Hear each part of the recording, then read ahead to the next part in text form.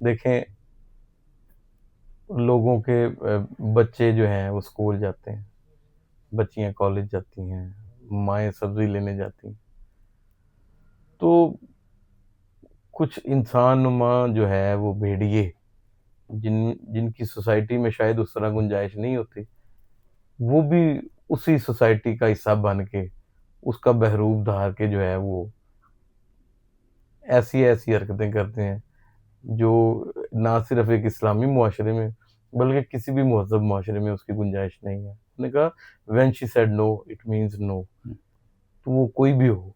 بعض اوقات نا ناڑی لوگ بھی ہوتے ہیں، شوق سے اسلحہ رکھ لیا اور اسی اسلحے کے ڈر پہ وہ اپنی جو ہے وہ گندی ذہنیت کا جو ہے وہ اظہار کرتے ہیں، تو اسلحہ نکالتے اور لگاتے وقت جو ہے وہ بعض اوقات جو ہے وہ ناقص ہوتا ہے نا، ناقص ہوتا ہے، پراپر ٹریننگ نہیں ہوتی، ہاں۔ اور جو ہے وہ شوقیہ بس دکھاوے کے لیے رکھا ہوا۔ آپ دیکھیں ہماری ینگ جنریشن میں اسلحے کی وجہ سے کتنی خرابیاں پیدا ہو رہی ہیں، وہ ساری کی ساری خرابیاں، میں نہیں کہتا کہ وہ ساری خرابیاں نیفے میں چلنے سے دور ہو جائیں گی، بالکل نیفے میں چلنے سے دور نہیں ہوئے گی، لیکن سزائیں تھوڑی سخت ہوں۔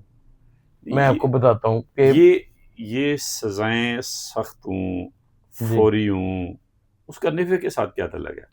نہیں، نیفے دیکھیں نا، اب یہ روز روز تو نہیں نیفے چل رہے، مسئلہ صرف یہ بن رہا ہے کہ آپ دیکھیں ایک اور میں آپ کو بتاتا ہوں کہ گنجائش نہیں ہے ابھی آپ تھوڑا سا بھی ڈھیل دیں گے، تھوڑی سی بھی گنجائش دیں گے، ایسے لوگوں کو بڑھوتی کی گنجائش مل جائے گی۔ میں نے کافی وقت پہلے ایک ویسٹرن اسٹڈی پڑھی تھی جی کہ کرائم کی نیچر اسٹڈی کرو، ریزن دیکھو کہ کوئی کرائم جو ہے جس نیچر کا ہے وہ کیوں ہو رہا ہے۔ اس حوالے سے آپ سمجھتے ہیں کہ ہماری کوئی اسٹڈی ہے، پولیس نے کوئی اسٹڈی کی ہے کسی اور بالکل متعلقہ؟ بالکل، ابھی تو ٹریننگز ان کی چل رہی ہیں، آپ دیکھیں اب ادھر ابھی اسٹڈی نہیں ہے اور مارنا شروع کر دیا ہے؟ نہیں نہیں نہیں نہیں سر، باقاعدہ یہ ٹرینڈ لوگ ہیں، یہ ایویں تھوڑی ہے۔ نہیں، مارنے کے تو ٹرینڈ ہے۔ اب مارنے کی بات آئی ہے تو میرا فرض ہے کہ اس کا ایک پہلو یہ بھی بتاؤں کہ ایک گھر کے 4 افراد ہیں، گھر میں چاروں کو انہوں نے بندی بنا لیا ہے اور 2.5 گھنٹے تک وہاں پہ رہے ہیں۔ ان 2.5 گھنٹوں میں جو ان سے ہو سکے انہوں نے کیا ہے، جو لوٹ مار مچانی تھی جو بھی انہوں نے کیا ہے، اب ان کی نشاندہی بھی نہیں ہو سکتی، ٹھیک ہے؟ وہ جو گواہان ہیں اتنے خوف زدہ ہیں کہ ان کی شناخت پریڈ تک نہیں کر سکتے۔ آئیڈینٹیفیکیشن پریڈ ہمارا ایک موڈ ہے ٹو آئیڈینٹیفائی دی ایکیوز جو ہے نا، وہ ایسے کلپریٹس جو ہیں جو ڈکیتی کے دوران جو ہے وہ درندگی کا مظاہرہ کرتے ہیں، کل کو ان کے خوف سے اتنے خوف زدہ ہوتے ہیں بعض کو لوگ کہ ان کے خوف سے کوئی شناخت پریڈ تک کرنے نہیں آتا، تو ملک صاحب ایسے لوگوں کے لیے کوئی تو انہوں نے کوئی میکانزم بنانا تھا۔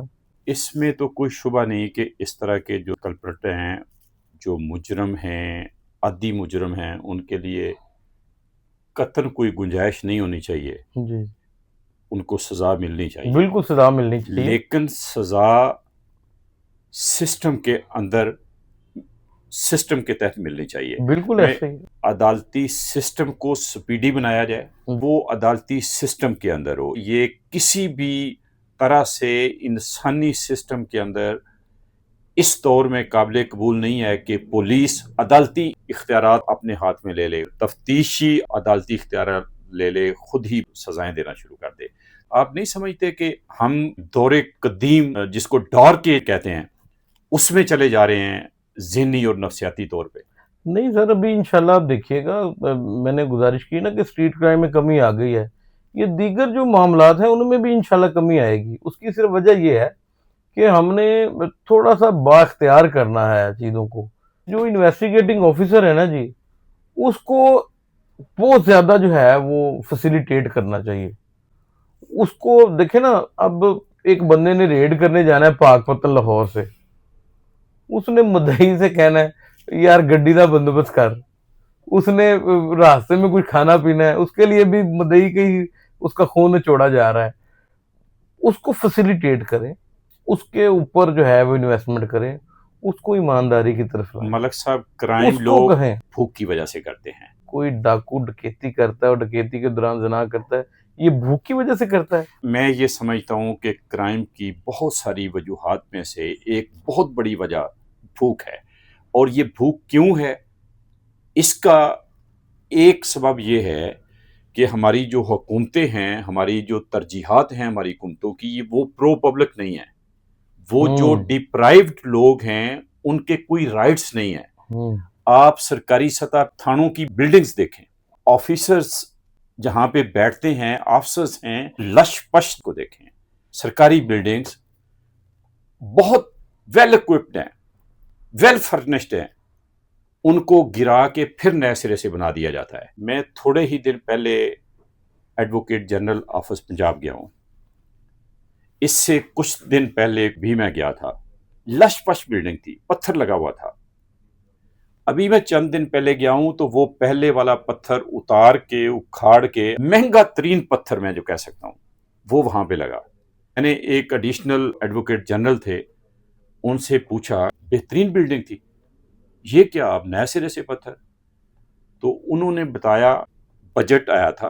ہمارے سینئرز نے کہا کہ اگر ہم یہ پیسہ خرچ نہیں کریں گے تو یہ پیسہ واپس چلا جائے گا قومی خزانے میں. پیسے کو انویسٹ کرنا ہے تو وہ پیسہ انویسٹ کیا گیا. یعنی وہ پیسہ پیچھے جائے، پبلک کی طرف جائے، وہ گوارا نہیں ہے جو بنی. اور یہ صرف ایک جگہ پہ نہیں ہوا، بے شمار بلڈنگز ہیں اسی طرح. میں وہ بلڈنگز نہیں گروانا چاہتا. بلڈنگز لش پش ہیں، صرف بجٹ لگانے کے لیے یا کھانے کے لیے ان بلڈنگز کو گرا دیا جاتا ہے، ان کا پتھر اکھاڑ دیا جاتا ہے، پھر نئے سرے سے اور لش پش اس کو کر دیا جاتا ہے. تو یہ رویہ جو ہے، یہ پیسہ کدھر سے آتا ہے؟ پبلک سے کھینچا جاتا ہے. تو جہاں پہ بھوک ہوگی وہاں پہ پھر اخلاقیات بھی نہیں ہوگی. ضرورت ہے ایجوکیٹ کرنے کی. اگر ہم نے ایک کرائم فری اسٹیٹ میں رہنا ہے تو ہمیں ضرورت ہے لوگوں کو ایجوکیٹ کرنے کی.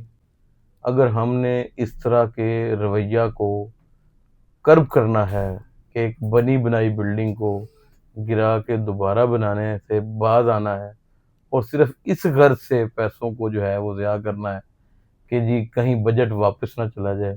بھئی واپس جائے گا تو کسی تعلیم پہ لگے گا، ہاسپٹل پہ لگے گا. ہمیں ایجوکیٹ کرنے کی ضرورت ہے.